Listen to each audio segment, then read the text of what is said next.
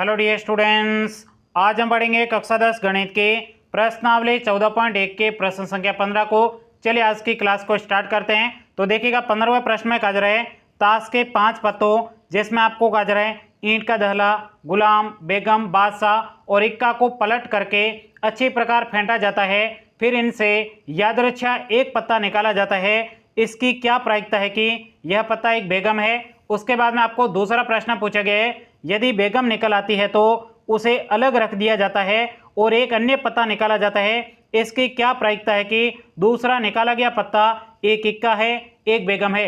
देखिएगा साथियों, ये प्रश्न आपके बहुत ही ज्यादा सरल है। सबसे पहले आपको प्रश्न समझ में आना चाहिए कि प्रश्न में आपको दिया क्या है और आपको निकालना क्या है। तो देखिएगा साथियों, प्रश्न में आपके कहा जा रहा है ताश के 5 पत्ते। बताइए ताश के टोटल कितने पत्ते हैं?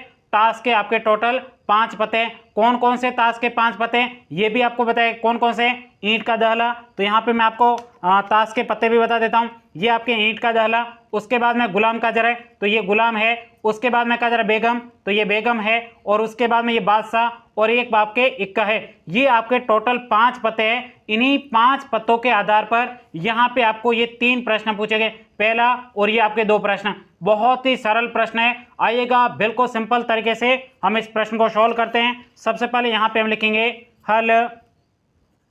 अब यहाँ पे आपको मुझे बताना है यहाँ पे जो ताश है इसमें टोटल कितने पत्ते, वही बात यहाँ पे लिखना है। तो यहाँ पे लिखेंगे ताश में कुल पत्ते, ताश में कुल पत्ते, कुल पत्तों की संख्या, पत्तों की संख्या। बताइए ताश में कुल पत्तों की संख्या कितनी है? यहाँ पे आपको दे रखा है कितनी है? 5। अब ये 5 पत्ते कौन कौन से, ये आपको यहाँ पे कोष्टक में लिख देना है। तो ये 5 पत्ते आपके ईंट का दहला, तो ये ईंट का दहला। उसके बाद में दूसरा पत्ता है गुलाम, तो यहाँ पे लिखेंगे गुलाम। फिर है आपके बेगम, तो ये बेगम। फिर आपके अगला पत्ता कौन सा है? अगला आपके बादशाह, तो ये हमने लिख दिया बादशाह। और फिर अगला पत्ता है आपके इक्का, तो यहाँ पे लिख देते हैं इक्का। ये 5 पत्ते हैं, इसी के आधार पर आपको प्रायिकता का मान निकालना है। तो आइएगा आप बिल्कुल सरल तरीके से हम इस पहले प्रश्न को सॉल्व करते हैं। पहले के प्रश्न में कहा जा रहा है इसकी क्या प्रायिकता है कि यह पत्ता एक बेगम है। तो ध्यान से देखिएगा साथियों, ये जो आपके 5 पत्ते हैं इसमें आपको मुझे बताना है बेगम के कितने पत्ते हैं। तो यहाँ पे आपके बेगम का सिर्फ और सिर्फ इन 5 पत्तों में एक ही पत्ता है। कितने पत्ते हैं? एक ही पत्ता है। तो यहाँ पे हम लिखेंगे बेगम के पत्तों की संख्या। तो यहाँ पे लिखेंगे, पहला प्रश्न है, पहले प्रश्न को सॉल्व कर रहे हैं। तो यहाँ पे लिखेंगे बेगम का पत्ता, बेगम का पत्ता। बताइए बेगम का पत्ता कितना है? 1 है, तो यहाँ पे 1 लिखेंगे। अब यहाँ पे आपको कहा गया है यह पत्ता बेगम का होने की प्रायिकता क्या है, तो हम यही लिखने वाले। तो यहाँ पे लिखेंगे बेगम का पत्ता होने की प्रायिकता। तो यहाँ पे लिखेंगे बेगम का पत्ता होने की प्रायिकता। प्रायिकता को लिखेंगे P से, PE बराबर। अब बताइए प्रायिकता का सूत्र क्या होता है? घटना के अनुकूल परिणाम बटे कुल परिणाम। यही सूत्र यहाँ पे आपको लिखना है। तो यहाँ पे लिखेंगे घटना के अनुकूल परिणाम बटे आपके हो जाएगा कुल परिणाम। बताइए घटना के अनुकूल परिणाम मतलब आपके इन 5 पत्तों में बेगम के पत्तों की संख्या कितनी थी? 1 थी। तो ये आपके हो जाएगा घटना के अनुकूल परिणाम। कुल परिणाम मतलब आपके टोटल यहाँ पे पत्ते कितने हैं? टोटल यहाँ पे आपके 5 पत्ते हैं। तो यहाँ पे लिखेंगे 5।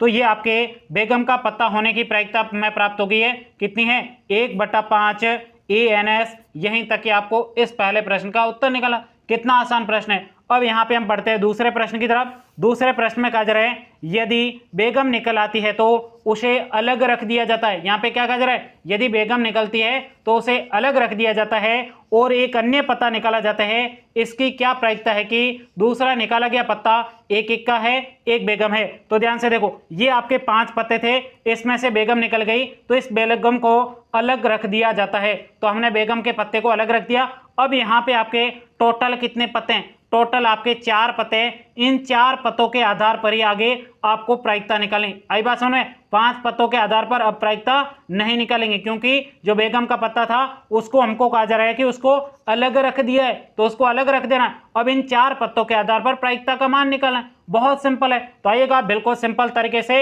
यहाँ पे जो आपको कहा जा रहा है पहला प्रश्न, इस ए भाग को सोल्व करते हैं। तो यहाँ पे लिखेंगे ए अब ए को सोल्व करने से पहले आपको लिखना है, यहाँ पे बेगम के पत्ते को हमने अलग किया तो उसके बाद कितने पत्ते शेष बचे उसको यहाँ पे लिखेंगे। तो यहाँ पे लिखेंगे ए को यहाँ पे डिलीट कर दो। यहाँ पे पहले आपको लिखना है बेगम को निकालने के बाद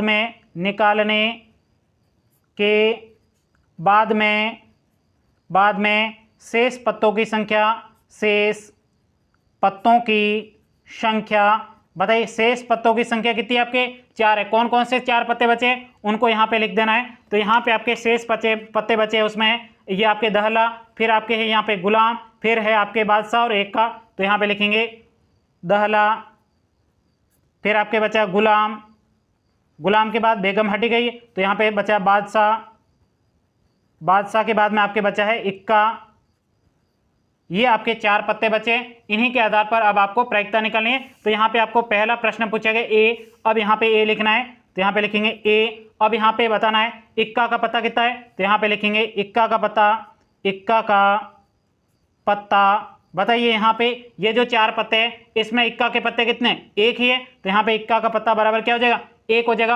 अब यहाँ पे इक्का का पत्ता निकलने की प्रायिकता निकालें, बहुत अच्छे तरीके से निकाल सकते हैं। तो यहाँ पे लिखेंगे इक्का का पता निकलने की प्रायिकता अब प्रायिकता को पीई लिखेंगे।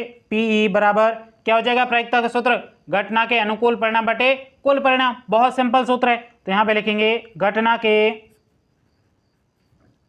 अनुकूल परिणाम बटे आपके हो जाएगा कुल परिणाम। बताइए घटना के अनुकूल परिणाम मतलब आपके इन पत्तों में आपके इक्का के पत्ते कितने, इक्का का पत्ता आपके 1 है तो यहाँ पे 1 लिखेंगे बटे कुल परिणाम। अब यहाँ पे आप मुझे बताइए कुल पत्तों की संख्या कितनी 4 है। यहाँ पे आपको 5 नहीं लिखना है क्योंकि आपने क्या किया है बेगम के पत्ते को अलग कर दिया है। तो शेष आपके 4 पत्ते बचे, इन्हीं के आधार पर आपको प्रायिकता निकालनी है। तो बटा में आपके कितना आ जाएगा 4 आ जाएगा। कुल परिणाम कितने आपके 4 है, 4 में से आपके 1 इक्का है। आई बात समझ में। तो आपके इक्का होने की प्रायिकता क्या हो जाएगी 1/4 ANS। यहीं तक कि आपको इस प्रश्न का उत्तर लिखना था। अब यहाँ पे आपको बी प्रश्न पूछा गया है जिसमें कहा जा रहा है एक बेगम है तो यहाँ पे लिखेंगे सेकंड में बी बराबर, यहाँ पे आपको बताना है बेगम का पत्ता बताइए बेगम के पत्ते कितने। तो यहाँ पे आप देखोगे इसमें आपके एक भी बेगम का पत्ता नहीं है तो यहाँ पे बेगम के पत्ते कितने हो जाएंगे 0 हो जाएगा। अब यहाँ पे आपके बेगम का पत्ता निकलने की प्रायिकता निकालनी है तो यहाँ पे लिखेंगे बेगम का पत्ता निकलने की प्रायिकता को पी से लिखेंगे। पी बराबर अप्रायिकता का सूत्र क्या है घटना के अनुकूल परिणाम